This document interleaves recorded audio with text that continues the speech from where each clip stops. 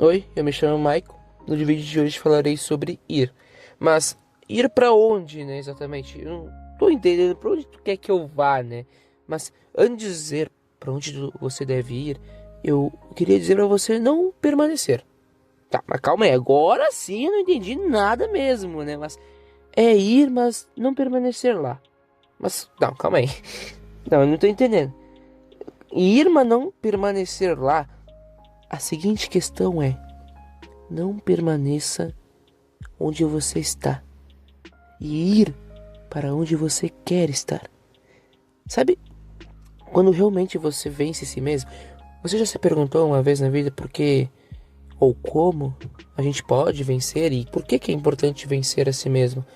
Muitas vezes a gente vê as pessoas querendo vencer as outras. Geralmente a gente vê isso muito em campeonato. Um vence o outro. Mas antes disso, ambos tiveram que vencer a si mesmo.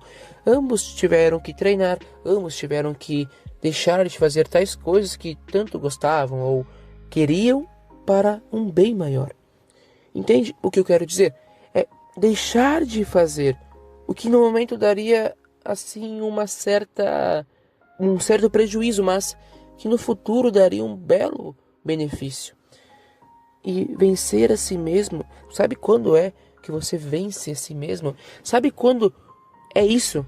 Muitas pessoas não sabem, mas é exatamente quando você para, olha no espelho e vê se você se tornou aquilo que tanto queria se tornar.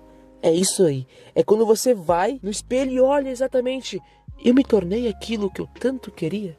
Mas para isso, você precisa começar. Ir atrás dos seus objetivos, do seu sonho de melhorar, do caminho, do justo e do reto. Ir para a luz e não permanecer na escuridão e na ilusão. Entende? No ir e não permanecer. Você vai, mas não permaneça. Mas não permanecer lá, mas não permanecer onde você está. Onde você está? Na ilusão e na escuridão. Mas você vai atrás da luz e da salvação.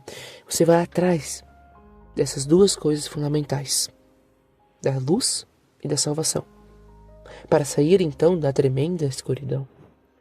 E nessa questão de mudança, a gente já parou ao menos para perceber então o que as pessoas têm em comum, aquelas grandes pessoas e inspirações para as outras, porque é bem comum o que cada um tem. É bem parecido, semelhante às suas ações, os seus pensamentos, as suas ações. E essas grandes pessoas, esses grandes astros, eles não permaneceram naquele lugar onde estavam. Por isso, eles estão onde estão hoje. Mas Michael, você quer que eu largue tudo então para ir, mudar, recomeçar? É isso, então, é largar-se e procurar. Não isso, não quero isso. Eu quero que você largue a si mesmo. Largue os seus pecados, largue as suas falhas, os seus erros e arrependimentos e faça. Vá atrás, corra atrás. Chegue onde você quer. Imagine antes mesmo de estar lá. Antes da grande então plantação, da grande então árvore nascer, você primeiro precisa cavar, colocar a semente então e esperar germinar. É exatamente isso. Antes de a gente realizar um sonho, nós precisamos já colocar a semente lá no futuro, lá na frente, para então ela germinar no momento certo. É a mesma coisa com a semente num solo. Plantamos e não vemos, mas ela está lá.